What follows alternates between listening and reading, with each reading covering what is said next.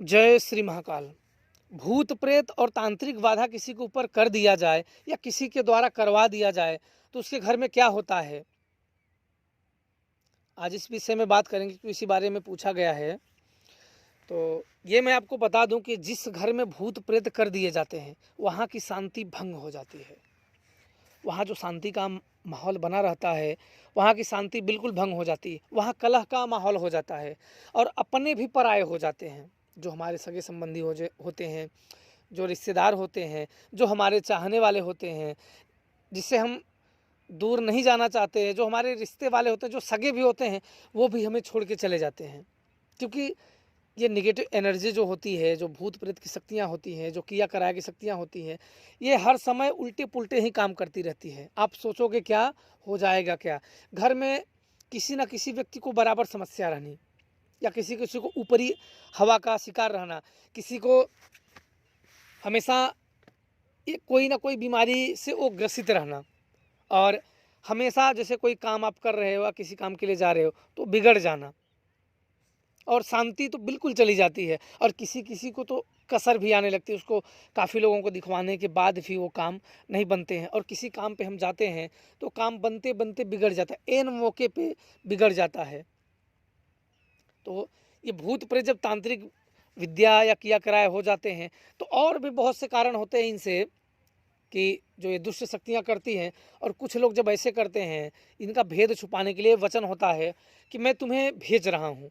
जो तांत्रिक विद्या से की जाती है, मैं आपको बताता हूँ कि जब किसी के ऊपर हम भेजते हैं और हम अपनी पहचान छुपाना चाहें, क्योंकि सामने वाला अगर कोई उसे देखेगा तो ये पता करने की कोशिश करता है कि किसने किया है, और करा जो जिसके ऊपर करा गया है वो भी यही पूछता है कि किसने किया है, बताने के लिए फोर्स करता है उस तांत्रिक को। तो यह जो करने वाला तांत्रिक होते हैं, ये अपने उसके वचनबद्ध कर लेते हैं कि मुंह नहीं खोलना चाहिए। अब कितनी सी भी बड़ी बड़ी शक्तियाँ लगा दो, अब हाँ अपने मन से जरूर बता सकते हो कि इधर से आया उधर से, लेकिन अपने मन से वो सच्चाई नहीं रहती है, सच्चाई कुछ और ही होती है। अगर हम वचनबद्ध करके किसी को भेज देते हैं तो अपनी वचन की बहुत पक्की होती है। उसे कितनी भी बड़ी से बड़ी शक्ति लगा दो, वो अपने वचन की पक्की होती है, वो जबान नहीं खोलती है। लेकिन वो शक्ति शमशानी होती है, जो जबान नहीं खोलती है वो मसानी शक्तियाँ होती हैं। यानी कि अब कोई एक भूत लगा दो और उसको बोल दो कि तू वचन मत खोलना, क्योंकि उसकी भी जब गर्दन पकड़ में आएगी ना तो भी बोलना शुरू कर देगा।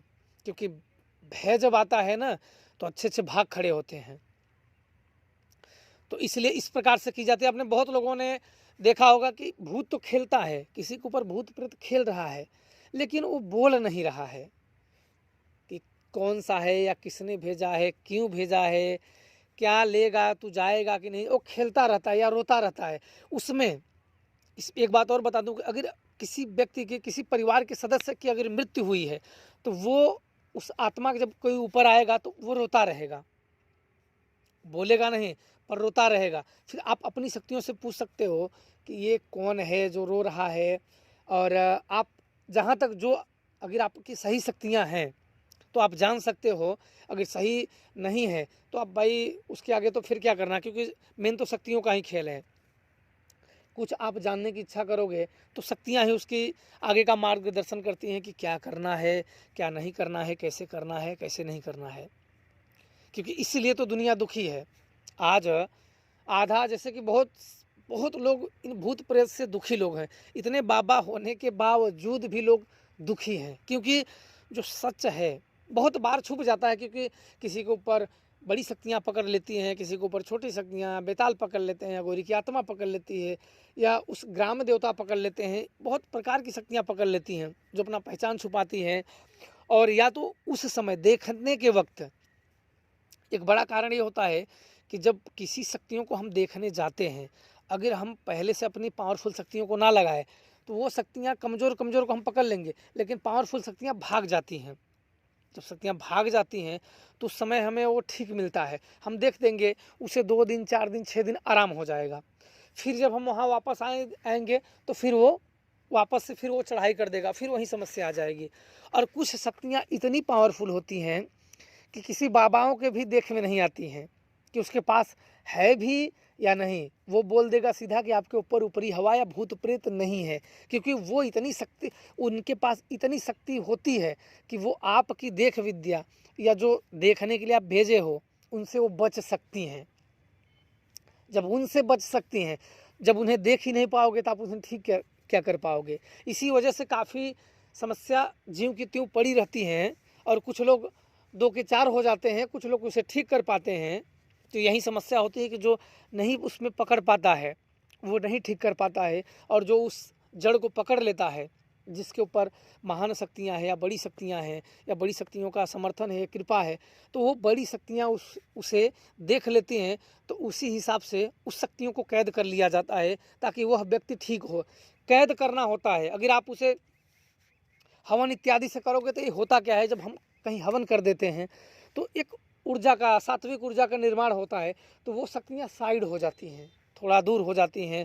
कभी हफ्ता भर, 15 दिन, महीना भर, या जिसने जो किया होगा, आप जानते होंगे कि कोई हवन इत्यादि करा दिया या कोई अनुष्ठान कर दिए तो थोड़े दिन तक ठीक रहोगे, फिर वापस से वही समस्या आ जाती है। क्यों आ जाती है? क्योंकि ये शक्तियाँ इन्हें पकड़ना ही होता है। हर व्यक्ति डर से काबू में आता है। ऐसे भूत प्रेत होते हैं, जब हम बड़ी शक्तियों से इनका गला पकड़ लेते हैं ना, एक बार, हाँ ये है कि एक बार, चाहे इंसान हो चाहे भूत हो, बहुत प्रेम से समझाना चाहिए कि तू बड़ा है, बहुत बड़ा है, प्रेम से माला। अगर ना माना तब उसकी माँ बहन उसको तोड़ पानी, मतलब तब वो प्रेम वाला जमाना तुरंत खत्म करो, एक पल ही। अभी आप प्रेम से बात उसे कर लो, दूसरे क्षण ही प्रेम का तुरंत मामला खत्म कर दो, तुरंत तोड़ पानी। क्योंकि आपने प्रेम वाला बात करके देख लिया, क्योंकि वो जो जिस हिसाब से रहता है उसी कैटेगरी में आता है। तो तुरंत तोड़ पानी, तुरंत शक्तियों का सुमिरन करो, तुरंत तोड़ पानी शुरू कर दो, जो होगा शक्तियाँ देख लेंगी। तभी आप इनमें सक्सेस हो पाओगे। क्योंकि हर समय पे जैसा भूत प्रेत या जैसे स्थिति होती हैं वैसे आपको चलना होता है। ये नहीं कि कोई बड़ी शक्तियाँ पहले ही जाके तमाचा मार दिए तो और उसे बढ़ा दोगे और भड़का दोगे। तो ये जानना आपको बहुत ज़रूरी होता है कि ये शक्तियाँ है कौन, उसी हिसाब से आपको शक्तियों का प्रयोग करना होता है। और इसमें कभी किसी के माँ बाप पे चढ़ जाती ये शक्तियाँ। ऐसा नहीं है कि आपने इसको पूरे तरीके से नहीं हटवाता, ऐसा नहीं कि ये ख़त्म हो जाती है। आज आपके लड़के पे है या आपके माँ पे है तो आप पे भी आ सकती है, आपके बच्चे पे जा सकती है, या किसी और पे जा सकती है, या आपके लड़कियों के भी घर जा सकती है। क्योंकि मैं जो बोल रहा हूँ, ओझा लोग जो भूत प्रेत हटाते हैं वो लोग जानते होंगे, ये लड़कियों तक 2-2 3-3 खानदान डाक जाते हैं, पीढ़ी तक चले जाते हैं वहाँ परेशान करने के, जहाँ इन लोगों को नहीं जाना चाहिए।